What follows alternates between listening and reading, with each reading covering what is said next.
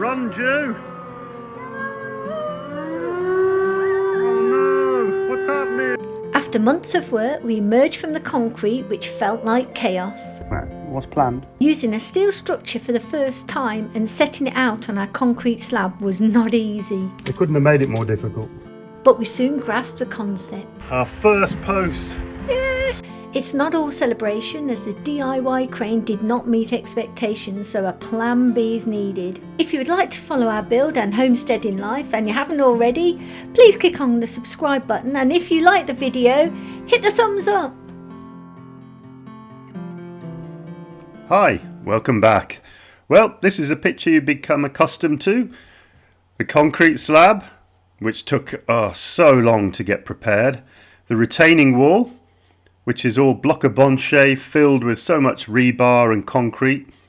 And then the drainage systems down here at the front and at the back, which was part of the concrete slab, and the French drain below the retaining wall at the back. In the last video, you saw that truck arrive and get stuck, but it delivered all the steels to our new garage.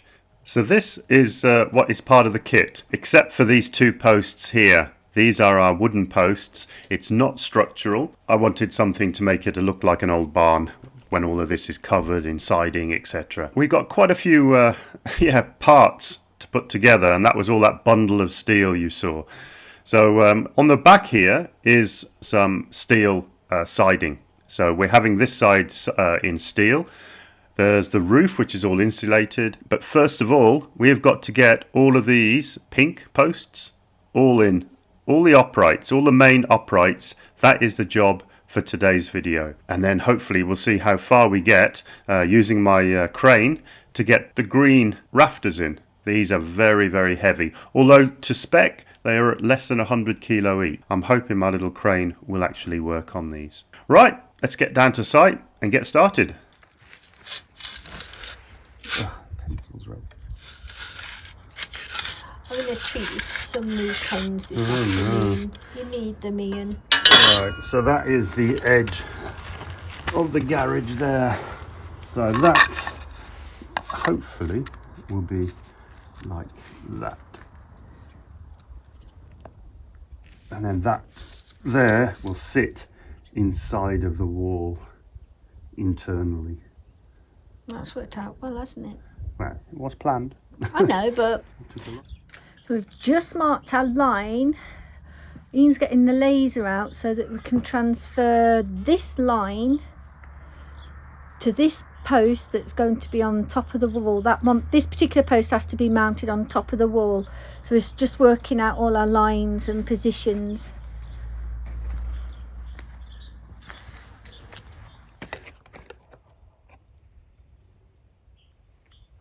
Okay. Can you see the line? Yeah.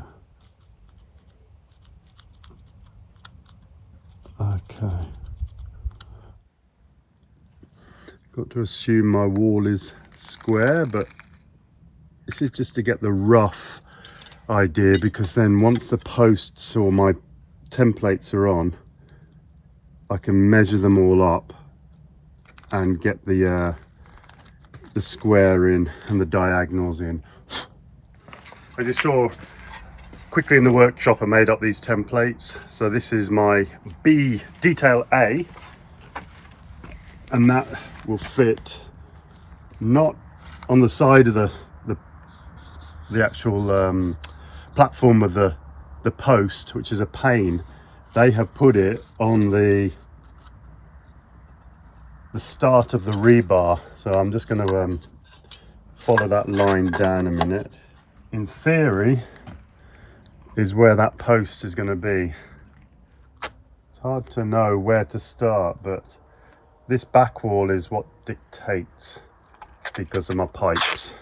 So this is the post template I just put in. Now I've got to measure this length to the front post. Just bringing this line down again. So I've measured that to 7 meters and 82 millimeters. Now the 82 millimeters, that's that line there. Oh.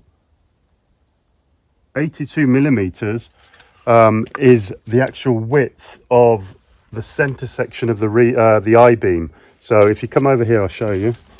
So the 82, this is P160. Hold on, I'll just check. All of this is rated, I think it's a worldwide standard, IPE 160. So this I-beam, that there is exactly 82 wide. And it's more than 160 actually. It's 163. But that's where that 82 comes from. So we're constantly splitting the 82 into 41 to center it, and yeah, they couldn't have made it more difficult. Oh, the I-beam. So between that line and the other side is 7082. I think we're near enough there. This is just to get two blobs on the floor, to transfer the top post marker down to the floor, so I can get a diagonal to make double check that it's going to be 90 degrees.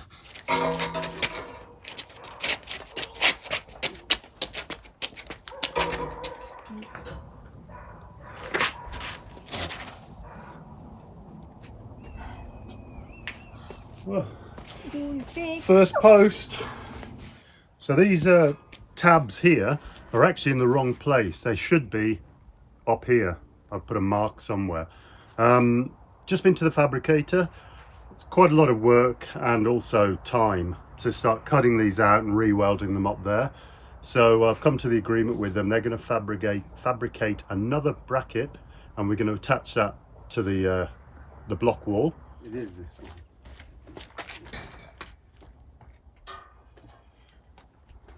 one.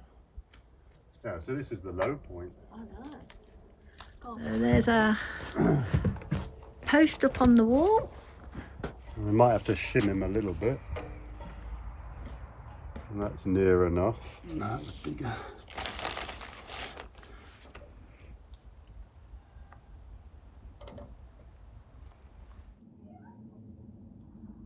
Check. Oh, your template, yeah. Template. So that's definitely P3. It says it on the bottom.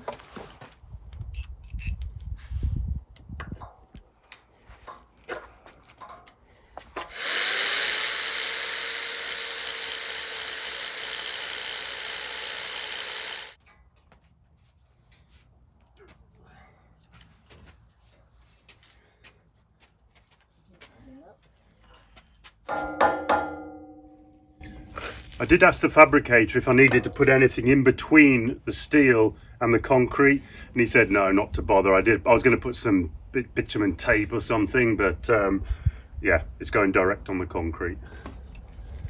Right, here we go.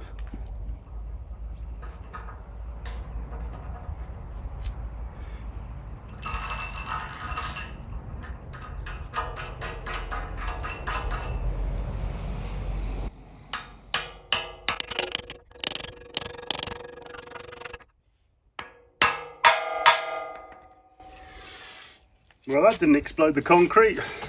Thank God we put in 30 centimetres of cement. I'm just going to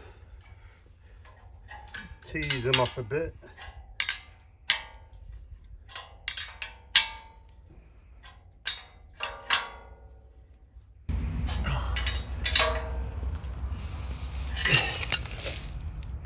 Wobble test.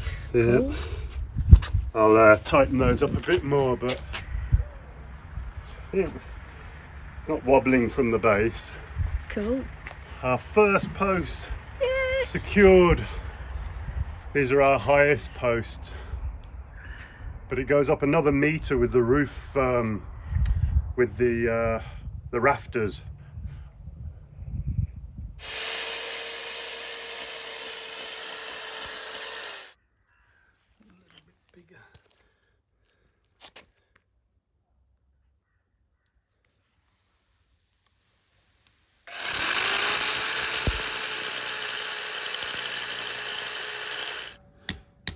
I've got the tabs in the way, that's all.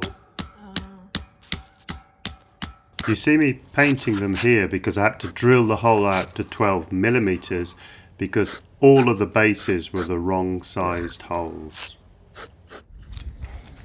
And that's the tab that Ian's talking about being in the way. It's very close. I'm going at an angle now.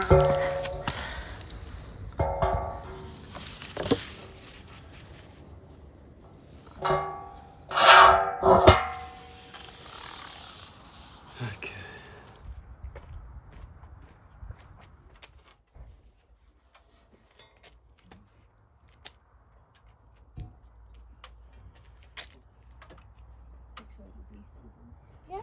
You ready? Yeah.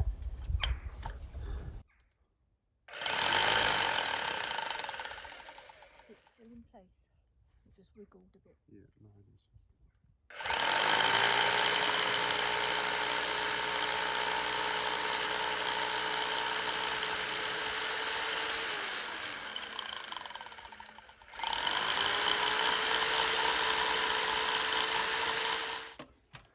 Just him off over there. Take the flap off. Yeah, and then put that over there. Get a couple more bolts.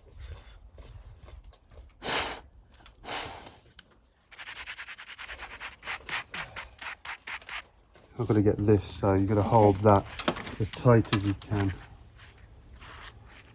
Alright. Mind your eyes. I'll close them.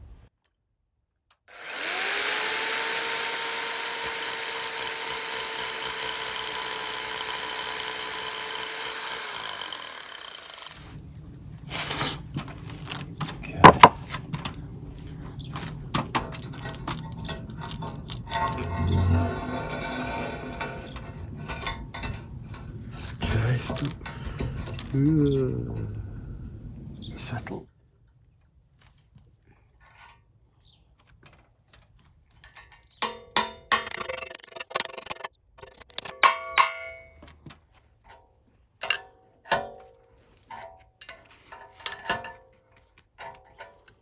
Speak from behind here again. Well, that's it for another day. We got well, the goalposts up anyway, so I'm going to play rugby. Woohoo!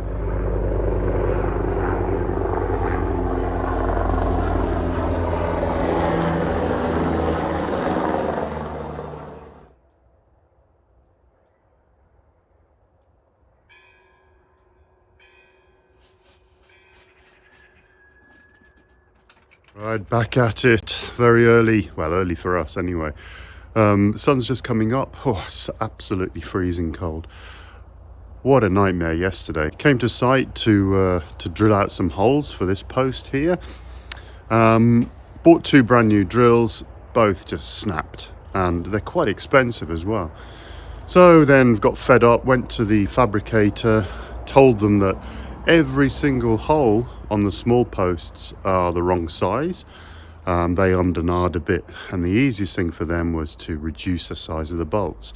Now, it doesn't affect anything structurally, it's just annoying. So I got the bolts, that was all good. Came back, came to put in the other issue, which was that bracket being too low on the wall. Well, it's not supposed to be on the wall, it's supposed to be here.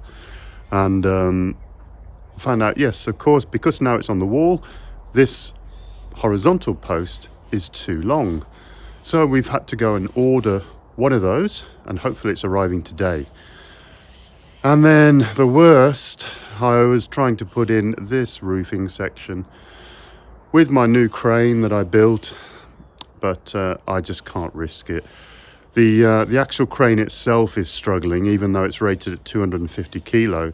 This section here is only 100 kilo, according to the specification, but it is struggling. Whether that's the power on the EcoFlow powering the motor, or whether it's the motor itself. But on the other hand, the actual scaffold tower, although I've sort of braced it, and I could probably brace it better, I can see it twisting. I can see it sort of going under a lot of tension in the wrong direction, and I don't want to risk 100 kilo up in the air above myself and Julie, and that sort of twisting, buckling and coming down on us. So we're going to pick up a hoist this afternoon for the weekend and get it all done with a proper hoist, It's a lot of money, but yeah, there's only 2 of us and we can't risk anything above our heads that could topple down on us. Right. So the plan today is to get all the vertical posts up, so we're in readiness for the weekend for all of the roofing sections. So we better get on with it. Oh, I'm sure these aren't supposed to be welded together. Oh, it's cold.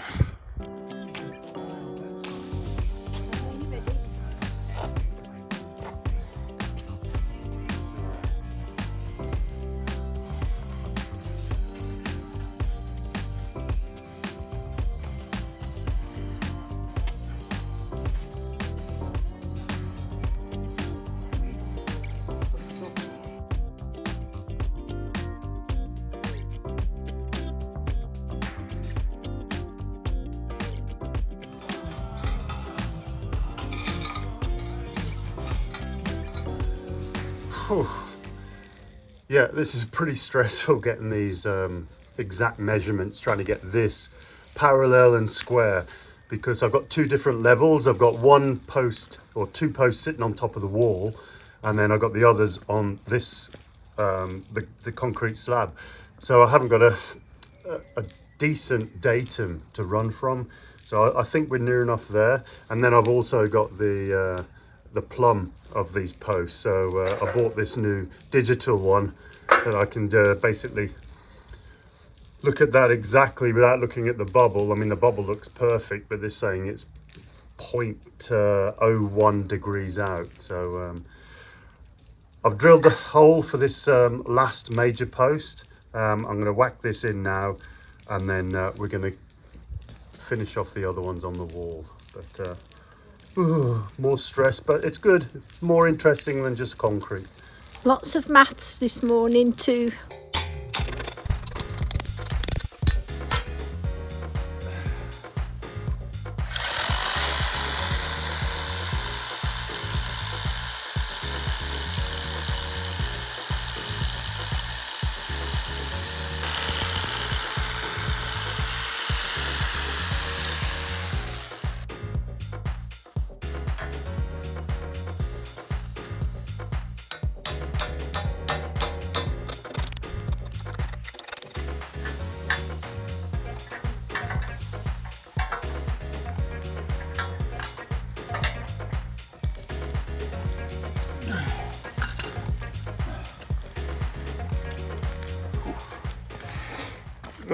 Concrete's holding up. Still wobbling. Right.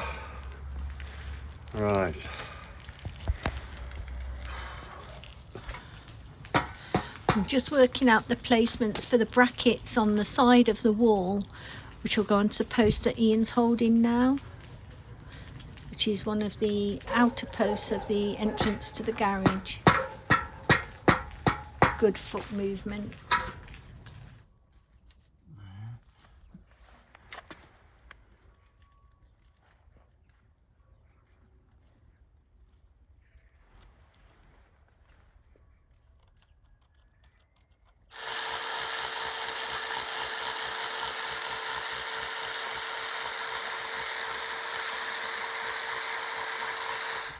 Got to move it out of the way because I've got this tab right in the way of that hole. So I've got that one as my datum, and then I'll get my template. So I'll just take that off.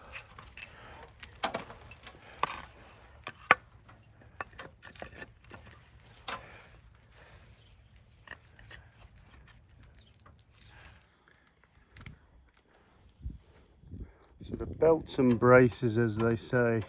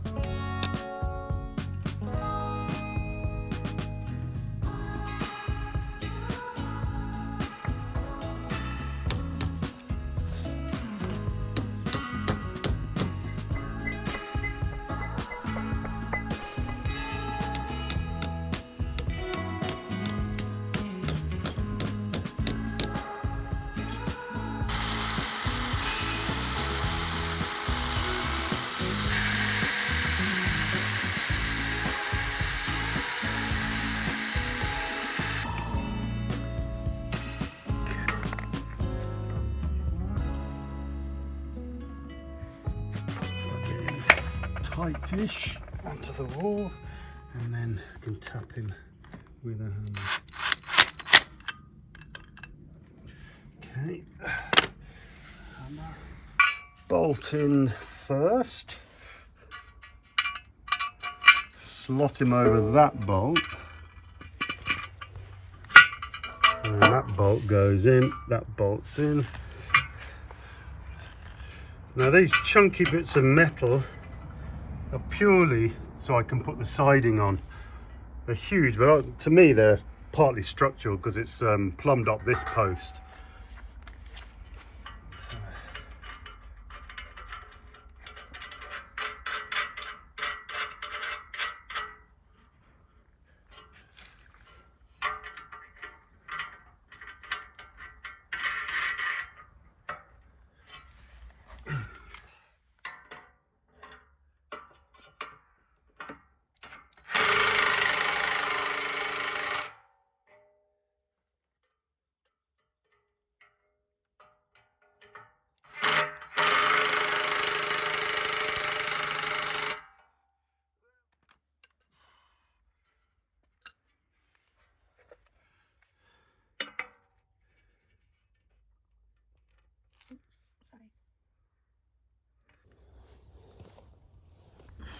And if you're wondering what this pipe was, we explained it in earlier videos when we were doing this wall, but this is my feeder for outside lights on the driveway. So I'll be able to bring in my power inside the garage into here, and then that will feed out through ductwork within the wall for the lighting. So luckily I measured it correctly and got it within inside the garage. So that was another milestone. Bolts on. That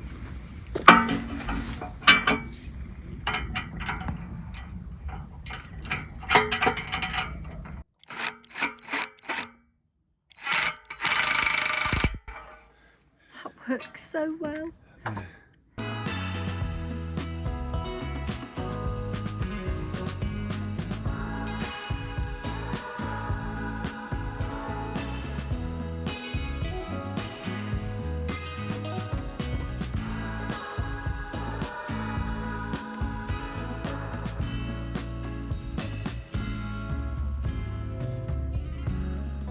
Just getting ready to go to the rental shop to get the elevator. As you saw in that little time lapse, I took down the scaffold and I've got it as a single panel, and that will allow me to get onto the roof. But that section of the gable end is ready to go up, and we have just finished off the sort of frontage of the garage, which the sort of loads of tolerance at the bottom where I started, but when I got to the top with these 2 points there and there, absolutely zero tolerance. So I'm just lucky. I think my diagonal is at about 1 millimeter or two, probably 2 millimeters across from there down to there and from there down to there. So I'm hoping that's okay. Yeah, but we will now go and get the elevator, because everything else we need to do at the moment needs lifting upwards. Just heading off into town to collect our hoist, which hopefully is going to help us get these big last few beams up, because they're a bit too much for me to help hold in. And a little magnet to hold the bolts, because the horizontal ones, the vertical ones I can drop through and aim for the little hole, but the horizontal ones, if I drop it, it'll just fall straight to the bottom into the slab.